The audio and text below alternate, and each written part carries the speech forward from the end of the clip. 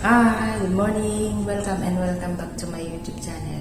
It's me, Ate Enero, and samahan niyo po ako sa aking day off. Tignan niyo, nagbukas na yung leaf ko.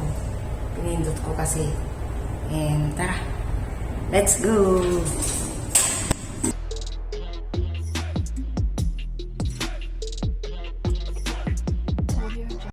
Alam niyo mga ante, diretso ang holiday namin today tsaka tomorrow. And tingnan nyo ang outfit ni auntie nyo. And this is the outfit for today.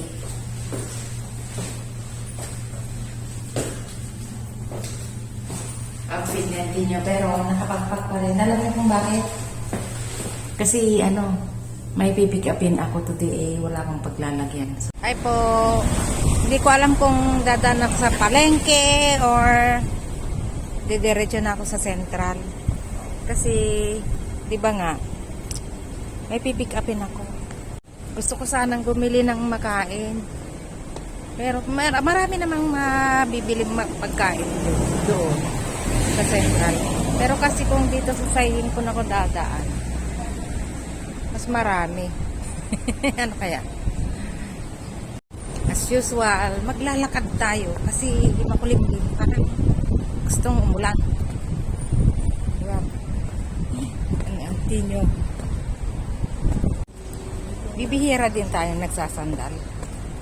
Karamihan, rubber shoes kasi mas comfortable tayo sa rubber shoes. So, ayan muna natin. Pang-aurahan lang yan. Baka isang isang suotan lang. Madali tayo nagsasawa sa mga suot-suot natin eh. Kaya minsan, isang gamit lang, tapos na. Kaya ang dami kong ipapabox na gamit ko.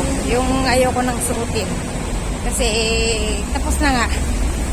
Tapos alam nyo, wala akong anak na babae.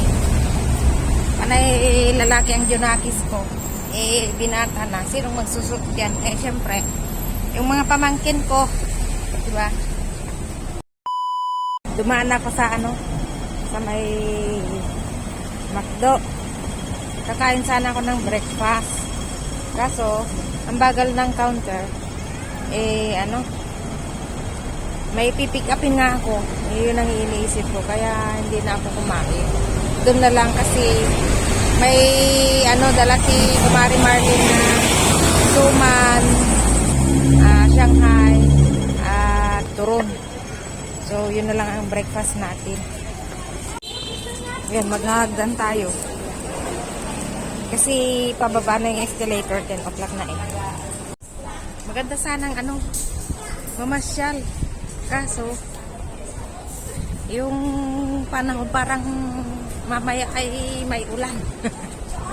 Makulimlim. Malamig yung ihip ng hangin. So, ayan, inayos ko na yung ipit ko. Ginanyan ko na. Alam nyo, kinulayan ko ang buhok ko. Yung ash milk tea. Milk tea ba yun? Kasi sabi ng ading ko, maganda pala yung yung binili mong ash milk tea, manang, sabi niya sa akin. Oh, talaga? Sabi ko. Oo, try mo. Tapos, magdagdala kasi ako noon sa Pilipinas. Ng, pangkulay ng buhok. Tapos, hindi niya naman, kinulayan agad-agad.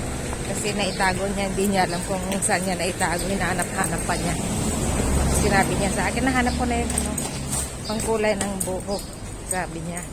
Sa kulay ng buhok ko, ash lang. Walang other names na hindi ganun. Pero ngayon sa kanya, ash milk tea.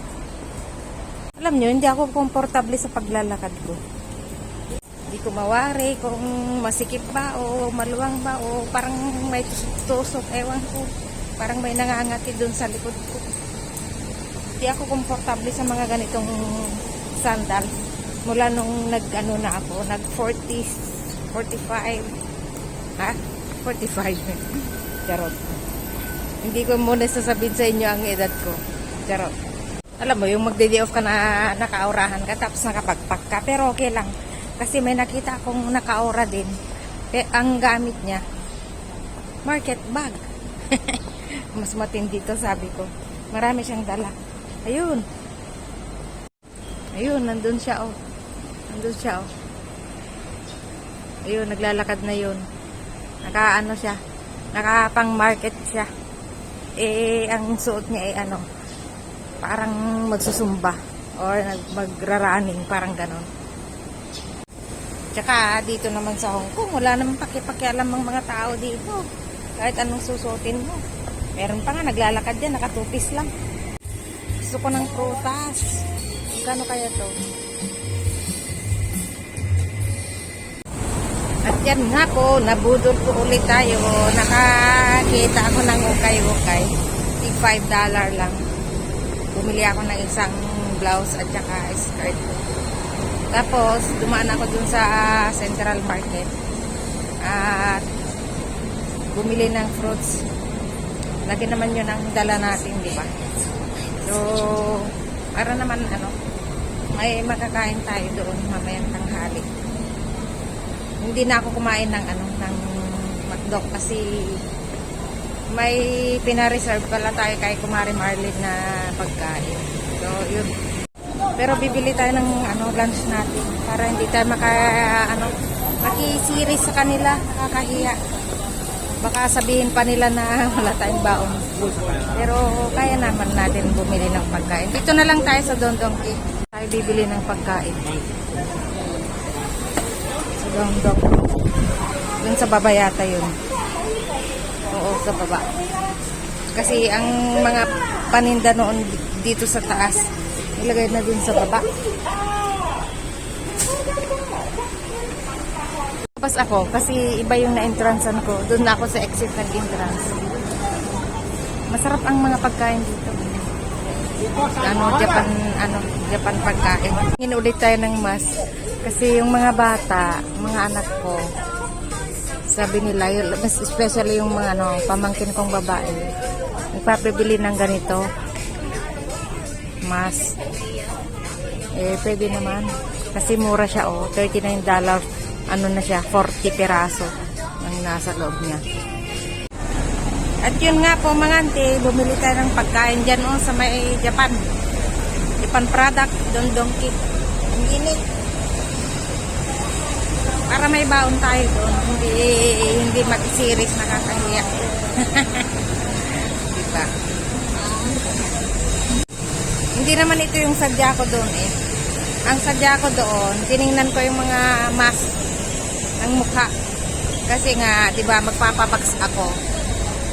Tapos nagpapabili yung mga pamangkin ko ng mask sa mukha. Eh, sige, bibili natin sila para may pang-beauty sila. Diba? Sobrang init, Mainit na malamig yung hangin, hindi mo mawari. Parang ang uulan. Nagulo na lahat yung buhok ko. Yung kulot ko nagiging unat na rin. Pero okay lang yan. Day off today, day off tomorrow. So, 2 araw na gastos yan.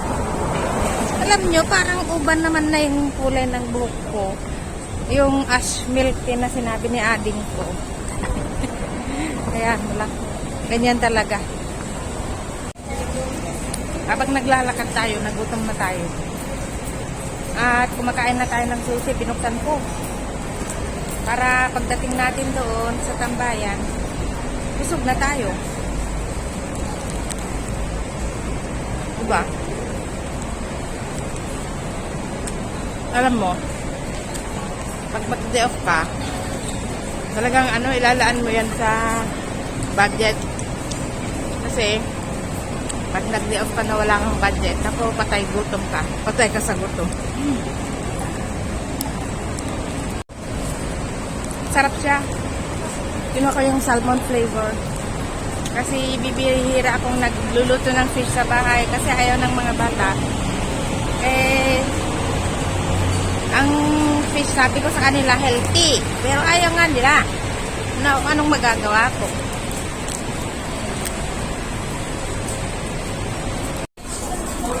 Ayun, at nabudol ulit tayo. Diba, pinikap ko yung yung order ko na t-shirt sa kanya na Calvin Klein. doon kay Risa. Tapos, pinakancel ko ngayon kasi hindi mo na ako mag-order kasi kulang ako sa budget. Sabi niya, utangin mo. Bayaran mo sa sahod mo. Kaya yun, napautang tuloy ako. Eh malapit na tayong mag-box. Kailangan natin bumili. Pa-konti-konti.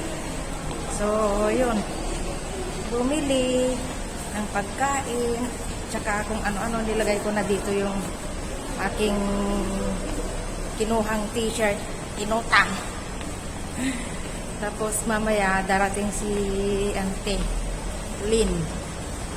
Dadalhin niya yung frame ng mga bata, mga anak ko.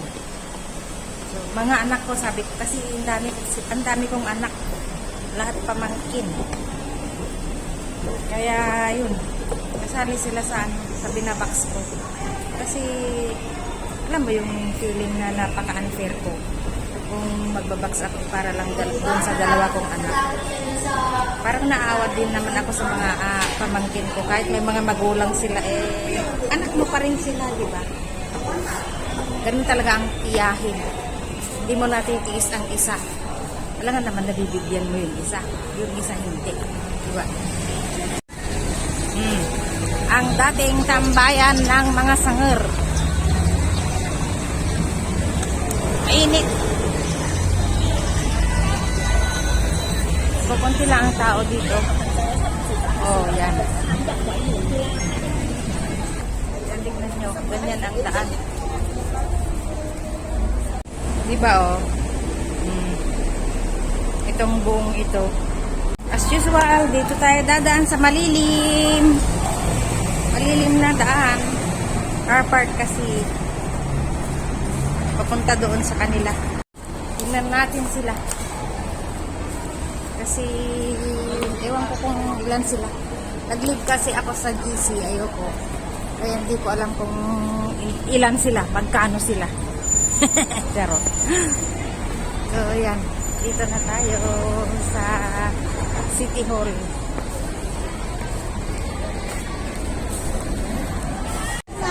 Ay, nandito kami sa tambayan. Nakuha ko na yung yung pina-picture frame ko na ay, may pinagawa ko ng frame.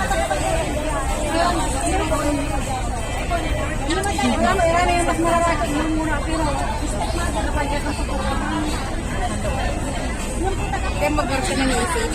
Kaya gusto lang kaya. Hindi pa gawa niyo dito ang pangkakili.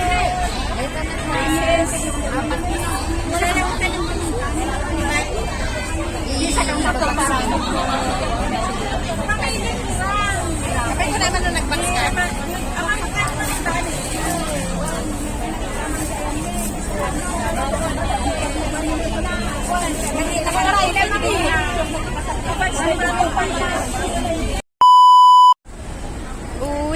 Uwi na po kami dahil uwi na po kami dahil tapos na naman ang day off, normal day off bukas ay Lunes, Paputante. And salamat po. It's time to say bye. This is Ate Nero and nagsasabi salamat. Hindi na ako mag-vlog kasi ang bigat ng frame ko. Hindi pa rin mag-vlog nagbablog na nga. Bye! See you next day, next week or tomorrow kasi day off pa namin tomorrow.